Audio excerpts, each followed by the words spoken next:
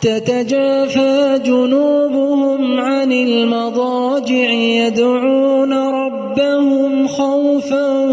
وطمعا ومما رزقناهم ينفقون فلا تعلم نفس ما أخفي لهم من قرة أعين جزاء بما كانوا يعملون أفمن كان مؤمنا كمن كان فاسقا لا يستوون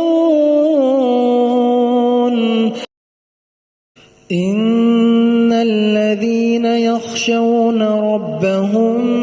بالغيب لهم مغفرة وأجر كبير وأسروا قولكم أو اجهروا به إنه عليم بذات الصدور ألا يعلم من خلق وهو اللطيف الخبير هو الذي جعل لكم الأرض ذلولا فامشوا في مناكبها وكلوا من رزقه وإليه النشور أأمنتم من في السماء أن يخسف بكم الأرض فإذا هي تمور أم أمنتم من في السماء أن